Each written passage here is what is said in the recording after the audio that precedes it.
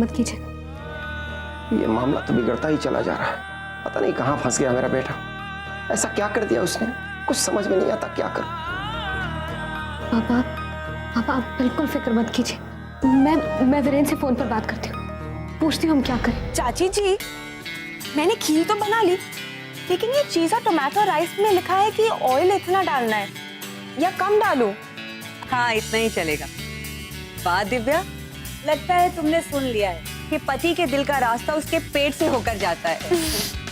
नहीं चाची जी, बचपन में मुझे खाना बनाने का बिल्कुल शौक नहीं था, लेकिन अब मजा आने लगा है।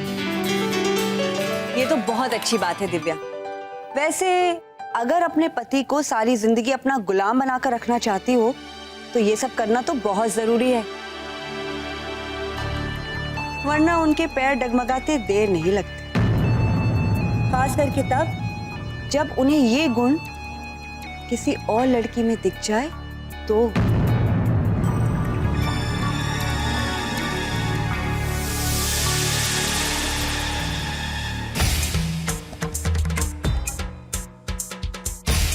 अरे सिद्धार्थ आया है। इस बार तो भाई जी आपको चेतावनी देकर छोड़ रहा हूँ। अगर अगली बार ऐसा हुआ तो। मतलब है? तू मुझे चेतावनी देगा इंस्पेक्टर? आज तक मेरी बीन पर नाचता रहा और आज पैसे वाले बकरे मिल गए हैं तो तेरे तेवर बदल गए। वो बात ना भाई जी, अब आप लकीर पार कर रहे हो तो मैं क्या कर सकता हूँ। चोरी चकारी के केस से तो मैंने कितनी बार आपको बचाया, आपकी कोई बात मैंने आगे तक पहुंचने नहीं दी। ये बहुत ऊंचे लोग हैं, अब इनसे आप उलझोगे तुम्हारे हाथ में क्या रहेगा। तो हाथ में पकड़ना।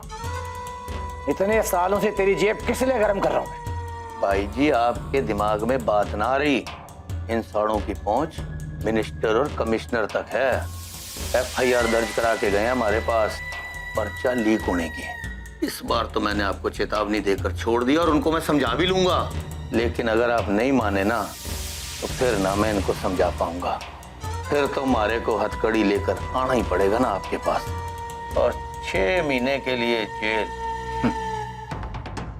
मैं भी देखता हूँ कौन साला भाई जी को हथकड़ी लगवाता है।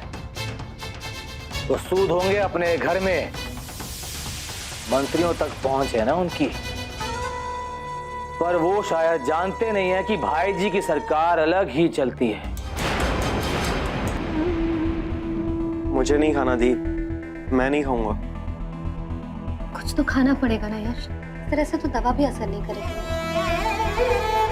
तो घबरा मत यश, जो हुआ वो हो गया, लेकिन अब ऐसा कुछ नहीं होगा। सिद्धार्थ आया था यहाँ, हमने पुलिस में कंप्लेंट लिखवा दी वो भाई जी और उसके लोगों के बारे में। वो उन्हें जरूर पकड़ लेंगे, तो डर मत यश, सब ठीक हो जाएगा। चलो थोड़ा सा खा ले, फिर मैं थोड़ी देर में तेरी पसंद का कुछ बना दूंगी। मैं खा लूंगा।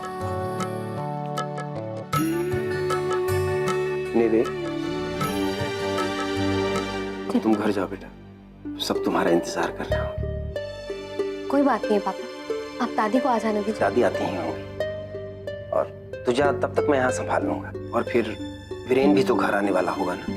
वीरेन आज ही चंडीगढ़ गया है पापा, तो मैं थोड़ी देर और रुक सकती हूँ यहाँ। क्या जीजू शहर में नहीं है? वो रात में आ नहीं होंगे? कैसे नहीं आएंगे? जीजू अपने साले को अकेला थोड़ी छोड़ सकते हैं। जीजू? यश, यश, ये क्या हालत होगी तेरी? मुझे नहीं पता था कि वो लोग इस हद तक गिर जाएंगे। हम चुप नहीं रहेंगे, उन्हें उनकी हद दिखानी होगी। उनकी गुंडागर्दी बर्दाश्त नहीं करेंगे हम लोग। उन्हें दिखाना होगा कि यश, तू अपना ध्यान रख, मैं भी आया।